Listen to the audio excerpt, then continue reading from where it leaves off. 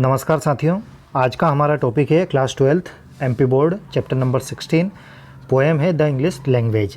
मैं राजेंद्र मंडलोई आपका हमारे चैनल पर बहुत बहुत स्वागत करता हूं। जैसा कि आप सभी जानते हैं कि हमारे चैनल के माध्यम से क्लास 12th की text book, workbook, grammatical portion A to Z material को हमने कवर किया हुआ है और अभी भी डेली वीडियोस आपके लिए प्रोवाइड किए जा रहे हैं।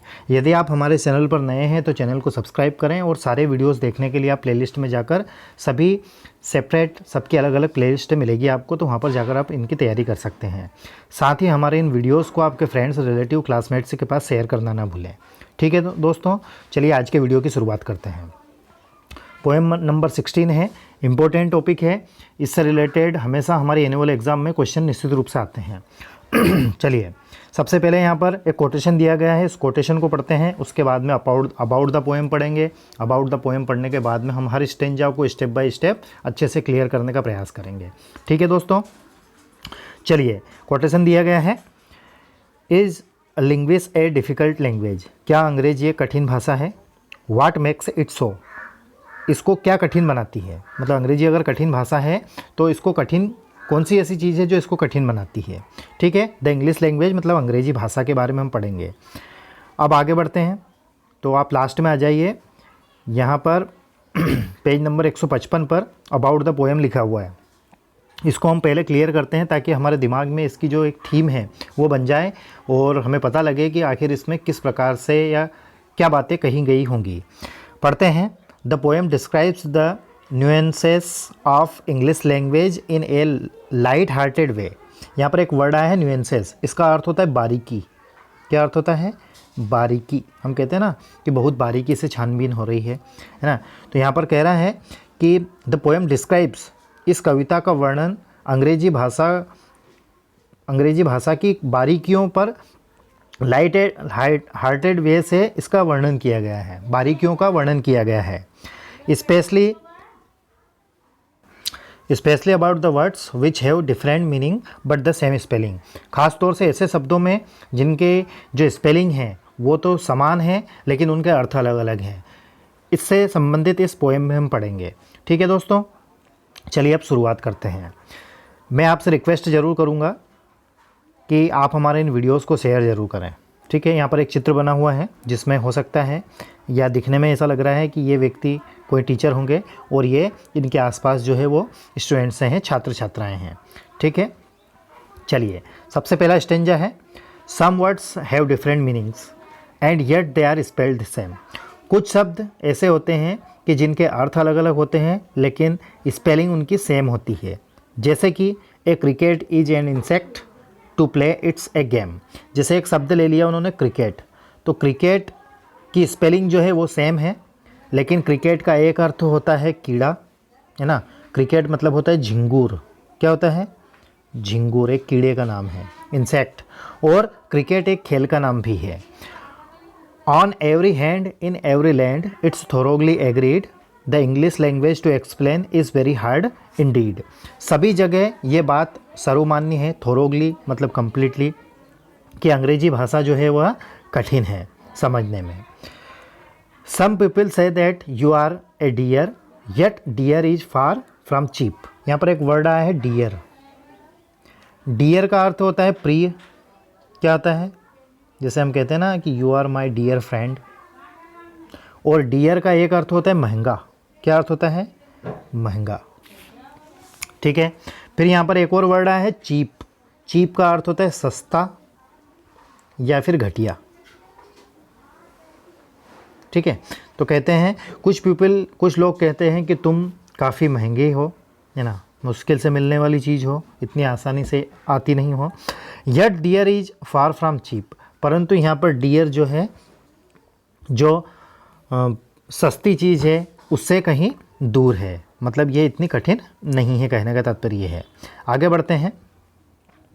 अगला स्टेंजा है, a jumper is a thing you wear yet a jumper has to leap. देखिए यहाँ पर एक वर्ड आया है जंपर, JUMPER। जंपर का अर्थ होता है जो महिलाएं कपड़े पहनती है, कपड़ों के ऊपर कुछ ढीला ढाला कपड़ा जो एक्स्ट्रा पहनती हैं उसको हम जंपर कहते हैं। ठीक है, और जंपर का एक बार अर्थ होता है कूदने वाला। तो वो यहाँ पर कह रहे हैं एक जंपर तो वो होता है जिसे कपड़े के रूप में पहना जाता है, और एक जंपर वो होता है जो छलांग लगाता है। लीप, लीप का अर्थ होता है छलांग। ठीक है। It's very clear, it's very cure, ये बहुत साफ और बहुत अजीब है, विचित्र है। क्यूर पर 1 नंबर डाला हुआ है। तो देखिए इसका अर्थ क्या होना चाहिए, स्ट्रेंज और अनयूजुअल, मतलब अजीब या विचित्र। आगे बढ़ते हैं। And pray who is to blame for different meaning to some words pronounced and spelled the same. और जिस व्यक्ति और किस व्यक्ति को हम ब्लेम करें, किसको दोषी माने इस चीज़ के लिए कि शब्द के स्पेलिंग समान है लेकिन अर्थ अलग अलग हैं। सिचुएशन के आधार पर इनके अर्थ निकलते हैं। आगे देखते हैं। A little journey is a trip, a little trip is when you fall. यहाँ पर फिर एक वर्ड आया है ट्रिप। तो ट्रिप का अर्थ होता है छोटी यात्रा, और ट्रिप का अर्थ होता है गिरना। क्या अर्थ होता है, गिरना। जैसे हम चलते चलते गिर जाते हैं, है ना, उसको भी ट्रिप कहते हैं। It doesn't mean you have to dance whenever you hold a ball. इसका अर्थ ये नहीं है कि आप एक गेंद पकड़ें और उस समय नृत्य करें, नाचें। Now here's a thing that puzzles me. और यही चीज़ मुझे अचंभे में डालती है, पहेलियों में उलझाती है। पजल का अर्थ होता है पहेली। Musicians of good taste will very often form a band, I have one around my waist. यहाँ पर एक वर्ड आया है बैंड। बैंड का अर्थ होता है दल या फिर टुकड़ी। क्या अर्थ होता है, दल या फिर टुकड़ी। तो मुझे यही चीज़ अचंभे में डालती है कि संगीतज्ञों का, एक अच्छे संगीतज्ञों का एक बैंड या उनका दल, और एक बैंड मेरे पास है जिसे मैं कमर से बांधता हूँ। तो बैंड का एक अर्थ तो दल या टुकड़ी है, और एक बैंड का अर्थ है कमर से बांधने की पट्टी, उसको भी बैंड कहते हैं। जो हम बेल्ट बांधते हैं ना, उसको भी बैंड कहते हैं। आगे बढ़ते हैं। You spin a top, go for a spin, or spin a yarn, may be yet every spin से different spin as you can plainly see. आप साफ साफ तरीके से देख सकते हैं। यहाँ पर एक वर्ड आया है पेनली, PLAINLY। पेनली का अर्थ होता है साफ साफ तरीके से। तो यहाँ पर कह रहा है, देखिए क्या कह रहा है। देखिए सबसे पहले तो हम देखते हैं कि टॉप, TOP, टॉप मतलब क्या होता है। देखिए यहाँ पर 2 नंबर डाला हुआ है।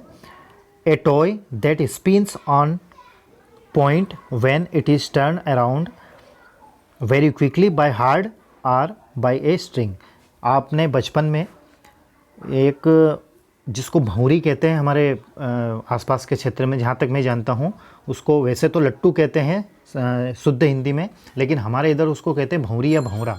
एक रहता है जिसमें नीचे कील लगी हुई रहती है, और उसके आसपास हम रस्सी या धागा लपेटते हैं और उसको फिर ऐसे छोड़ते हैं तो वो धागा निकल जाता है और वो उसी जगह पर घूमता रहता है। उसको लट्टू या फिर भौंरी कहते हैं। हमारे इधर तो हम भौंरी कहते हैं ना, लेकिन शुद्ध हिंदी में उसको लट्टू कहते हैं। तो वो यहाँ पर कह रहे हैं कि you spin a top, go for spin. हम देखो स्पिन, यहाँ पर वर्ड है, स्पिन का अर्थ होता है घूमना या घुमाना।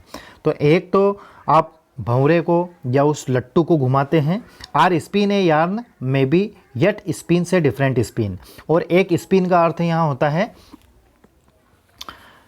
घुमाना और काटना। क्या अर्थ होता है, घुमाना या फिर काटना। तो एक तो अर्थ है इसका घुमाना और एक होता है काटना। यहाँ पर लिखा हुआ है YARN, यान। यान का अर्थ होता है धागा या सूत। जो सूत काटते हैं ना, आपने देखा होगा महात्मा गांधी वाला चरखा, तो उसमें सूत काटा जाता है।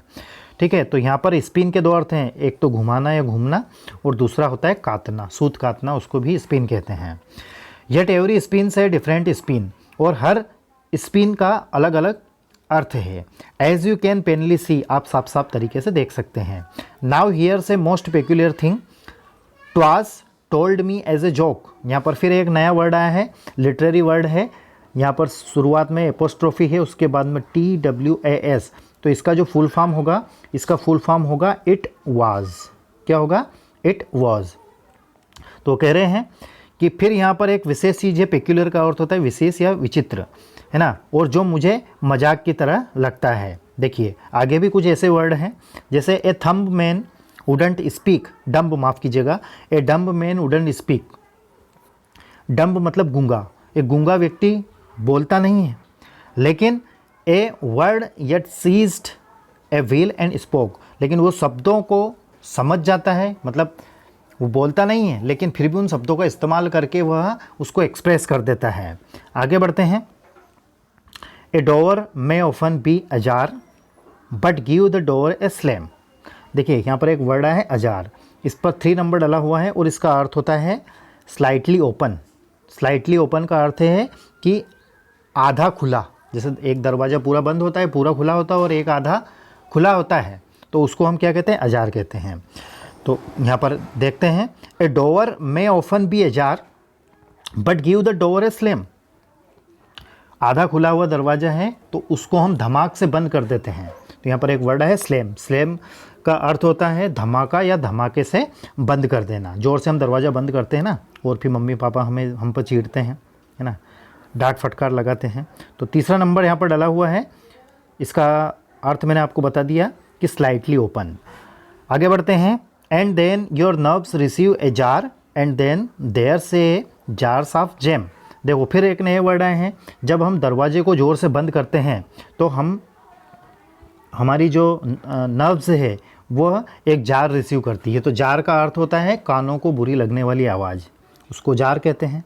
फिर है, जब दरवाजे को ज़ोर से आप बंद कर दोगे तो हमारी आंखें भी बंद हो जाती है उस समय, है ना, और कानों को अप्रिय लगती है वो आवाज़। आगे हैं, and then there's jars of jam. फिर यहाँ पर एक और जार वर्ड आया है JARS, तो इसका अर्थ होता है जार्स ऑफ जैम। देखिए यहाँ पर जार का अर्थ है कि कंटेनर। क्या होता है, कंटेनर, ठीक है।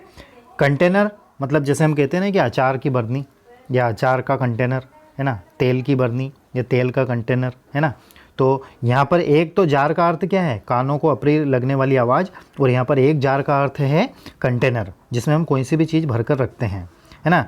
दूसरा है जैम, तो जैम का अर्थ होता है यहाँ पर मुरब्बा। क्या अर्थ होता है, मुरब्बा। आगे बढ़ते हैं। You have heard of course of traffic jams, और आपने ट्रैफिक जैम के बारे में भी सुना है ना। तो ट्रैफिक जाम एक चीज़, तो यहाँ पर JAM जैम का अर्थ है मुरब्बा, यहाँ पर जैम का अर्थ है भीड़। आगे बढ़ते हैं। And James you give your thumbs. एक और जैम का अर्थ है यहाँ पर, जेम्स का अर्थ होता है किसी वस्तु को अंगूठे से ठूसना या अंगूठे से दबाना, ठीक है, तो इसको भी जैम कहते हैं। आगे बढ़ते हैं। Add adders two one is a snake the other adds up sum. यहाँ पर एक फिर नया वर्ड आया है एडर्स। तो देखिए ADD एड मतलब जोड़ना, और एडर्स इसमें ERS लगा दिया, तो एडर्स मतलब एक छोटा प्रजाति का एक सर्प होता है, सांप, स्नैक, तो उसको एडर्स कहते हैं। और दूसरा एड मीन्स वस्तुओं को जोड़ना।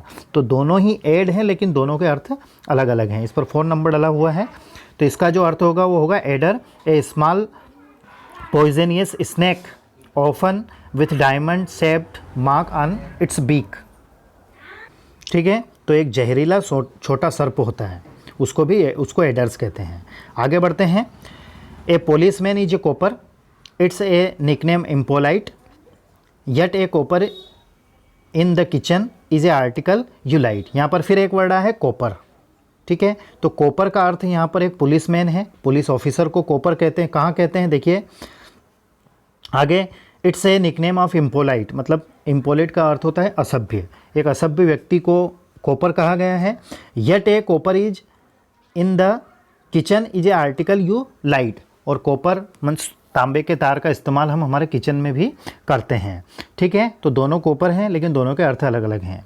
On every hand in every land it's thoroughly agreed the English language to explain is very hard in deed.